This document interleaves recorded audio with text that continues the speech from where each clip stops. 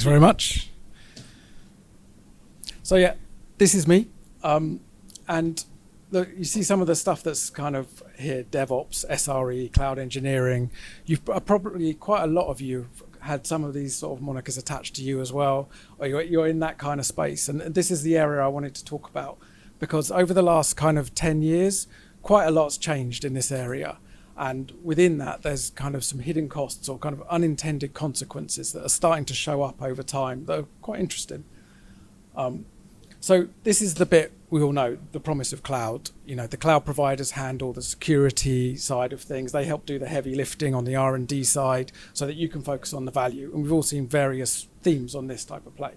And it's not just the cloud providers, it's also all these SaaS solutions that are out there. And this is a really good relationship. Okay. I think so. Hello? Oh, there you go. Okay, sorry about that. So yeah, Magica Cloud, slide one. If we flip this round and look at the other side of things, if you look at it from the business side, where you're the guys consuming these cloud services. Now, from your business side of things, what you have is you're using these services and you need to change direction quite a lot. You're an evolving market. You know, there's a lot of technology going on underneath the covers here. And to keep up, what you need to do is change.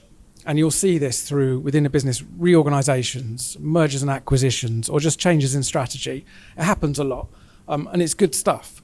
It means you're keeping up. But what that means is when you do a change, your focus is kind of targeted on the new. This is what we're going to do. We're going to do the new thing. This is great. Let's go. And then, but the legacy stuff, people don't want to look at that as much because now that's old kind of thing. That's not as interesting. And so maybe some of these kind of things sound familiar if you're working within application teams at large companies. You know, we've got the Gamma team and the Omega team, and now they're being merged together. And the new priority is just the Gamma team's roadmap. The Omega stuff, we've decided not to do that anymore, just a change in business. Or we had a POC, Project Death Star. It was really good. We thought it was going to be good, but we've changed strategy now. We're not going to take that POC any further. And these types of changes. Or, you know, we've been bought by another company. Now we're merging our departments together. And these are all quite natural, and these are really good things. You know, your business is changing. Where it gets interesting is when you start looking at how our kind of stuff's changed in this space. So what used to happen with legacy systems was if you had a team, maybe you needed to do a test, what you'd do is you'd SSH onto a server, you'd pull down something, like you'd install it, and then you'd run it, and maybe you had automation, you'd manually trigger that automation. There's a lot of manual steps that were going on. And if you had a change in business strategy, what would happen is those people, probably the first thing, those people would move and they'd go onto a new team. All those manual processes would naturally stop. That's good. And if you look at how we've advanced this, we've made a lot of really good things happen. You know, we've got infrastructure as code, data pipelines, observability, CI/CD. We're starting to build things that are resilient, which is really good. But also, if you think about what happens next when you start sort of adding in the idea that businesses change and you're building resilient systems. So what happens is you have this focus on the new. So people say, you know, we need to get that new startup quickly, kind of startup mentality. And you start looking at your cloud controls at that point. Because if you're experienced, you can work around a lot of stuff to get something done quickly when the pressure's on. And then from the other side of it, when you deprioritize stuff, often a large company will have processes in place to scale down the application and the accounts that application's running in, but not the ancillary systems, the onboarding forms in ServiceNow, the extra storage in Artifactory, maybe other Git repos, other data pipelines that are backing up your application. These things can kind of get lost a little bit. And so two examples here. You have two people who are just moved on to a new project and they're looking at the system they were working on before. And they're kind of looking at it going, well, it's all running, everything's automated. This is really nice. We quite like that bit over there where we decoupled everything and made it resilient. This is clever. We're not being asked to work on it now. Maybe it'll be useful in the future. And at the same time, these people, their project manager now is saying to them, we need the new application demo up by next Tuesday because we've agreed to do this. And these are probably things that sound familiar to some of the people in the audience, I think. On a small scale, that's fine. You don't actually have a lot of waste. It's like a little paper cut. But within large enterprises, you've kind of got scale and time factors, and you've got thousands of applications, and this has been happening over about a decade now. And these are building up, and we're getting better and better at building resilient systems, and they're kind of driving stale data and infrastructure into our systems. And it's getting to a tipping point where people are starting to find problems, and it can get quite tricky. And you might think, well, FinOps will save us. FinOps will do it. But actually, standard FinOps controls, they often don't catch this type of thing. So what you'll see, if you think about something simple like a CI/CD system, maybe you've got GitLab and you stand up a GitLab runner, and that's good.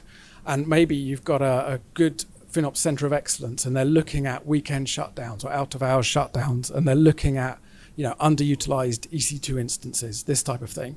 The first thing you're going to do for your GitLab runner is probably opt it out of that process, because you don't want this thing going down on a Saturday. It's for deploying hotfixes and that type of thing. So it gets hidden. And some CI/CD systems as well, if you move legacy stuff over, what you can find is actually the build's a nightly build, and it's on a periodic cron schedule. If that team moves away, this thing's been opted out, and it's just cracking on, and it's pushing big binaries out there every night. And again, if you've got a large system, maybe you've got these back-end data pipelines. So maybe your application is big and it relies on another application. And what happens then is maybe you need some data from that other application, and they supply it to you through a data pipeline. But now your application gets end of life and you move on to another project. That back-end data pipeline's still there. Maybe that team doesn't really know you're not there anymore. And the same for login and monitoring and observability. You can end up with a lot of stale dashboards lying around, still churning through data. And so the FinOps side of things often doesn't spot this directly. But what can happen is you end up with a lack of agility. And the way you see this is you're trying to migrate and keep up with technology, but you can't turn off the old system. And when you try to do a new system, basically it's overcapacity, because you look at the old one, you say, well, we don't really know what's in there, and we've been asked to move to the new one quickly. So let's set capacity at the same or larger. And then you start migration and you move all the fresh stuff over. That's really good. Then you kind of get stuck halfway through, and now you've got a new system that you're paying for. The old system, you're over capacity, and this happens again and again over time. You do it once, not so bad. Over the course of about 10 years, you might end up with 3 or 4 different systems. And then you start trying to drive change like cost and CO2 reduction. People don't want to delete this data. They don't know what it is, all those types of things. And so where you can end up is, you're paying to be here, but you're actually down here, and you're struggling to keep up. A lot of people find this, I think. You really, to get the benefit of cloud, you need to be lean and agile and be able to move quickly onto new systems and new technologies. Because if you think about all the change that's happened in the last 10 years, think about what's going to happen in the next 10 years. All the new cool stuff that's out that's, I want to play with, you probably do as well. But this change is going to increase. So how are you going to keep up? If you've got a big corporation, how are you actually going to stay up to speed? And for some people, it can get a little bit worse, where you kind of get a vicious circle, where you're at the top and you've got this wasted spend and inertia, and you're struggling to move on to new systems. And now you have competitors who come in and they undercut you and they start stealing your revenue. And then you end up in a planning meeting, and the planning meeting kind of goes, we've got less revenue, so we're going to need to make some tough decisions here. Okay, let's merge that Gamma team with the Omega team. That Death Star POC we were doing, let's stop that. And you're back round again, pushing in more change when the change isn't being managed very well. And you kind of get a ball and chain around your foot almost. So the other side of it is, DevOps. DevOps does everything. That will fix it all. And with this example, maybe this is useful, where the problem surfaced at a senior level, and someone like the CTO has said, how come we're paying for 300 terabytes of storage, 20,000 Git repos, but when we look at the number of applications, it's only 2,000. So these numbers, we're not expecting like for like here, but there's something wrong here. And if you talk to the platform team, now it varies greatly depending on which business, but some platform teams are there only to sort of service developer enablement tools. And they'll say, we're enabling the developers. It's on the developers how they use these systems. And then if you talk to the application team, they will say, you know, we build it, we run it, we own it, but that's not our stuff. This is our stuff. You need to find who owns that. But that team's gone. So it can get quite tricky to actually close this stuff out. In terms of solutions, what you do, you kind of want to be empathetic to this reality. Businesses do change. At the moment, when we write automation stuff, often we write it and we think of stability, resilience, high availability. But when you start thinking about our business is going to change direction a lot, how are we sort of kind of coding for that almost? And it's not necessarily you'd fix it in code, you might fix it in your systems. So things to look for if you want to sort of start seeing it, does my company have these types of problems? Well, one thing not to do is don't be fooled and think, you know, I can put up a Confluence page or a wiki page telling people what to do. Maybe an application team can write out a detailed exit strategy, because the first thing that happens when these types of changes occur is that team is moved on.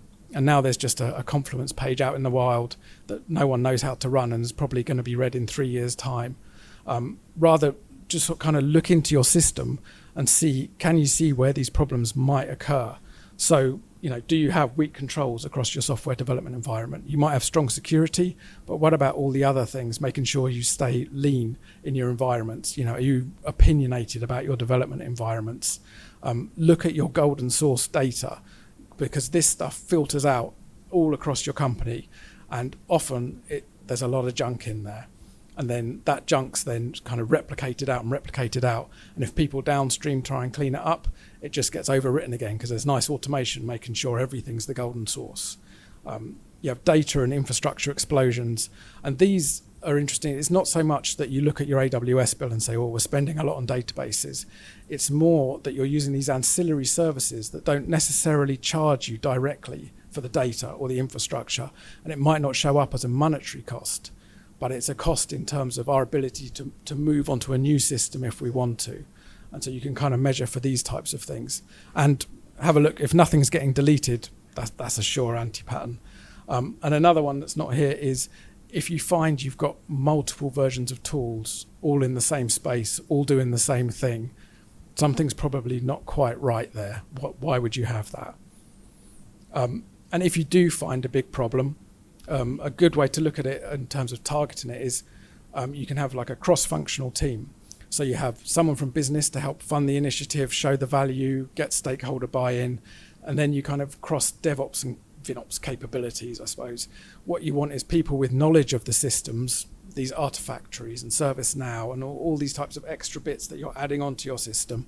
And then you also want, and that they can help kind of detect these problems and understand how application teams are using these systems and how to fix them. And then you also have FinOps capabilities, because if you've got a good FinOps center of excellence, they kind of have a structured framework, which is helps them when you've got a change and you want to push it out and get buy-in across different lines of business, and use maybe metrics and measure that and get that change across. The FinOps guys are really good at that. And this team should be pretty proactive, because a lot of other people will agree with you there's a problem, but they won't want to fix it themselves. So this team should be capable of, you know, gracefully shutting down old systems. So yeah, in summary, if you do this, you stay leaner, you stay more agile, you're able to move to new technologies faster. You're probably going to beat your competition doing that. You should solve it at the platform level, not the application team level. Look for the anti-patterns, clean up the waste, and be opinionated about your cloud controls. And yeah, if there's any questions, I'm happy to take them.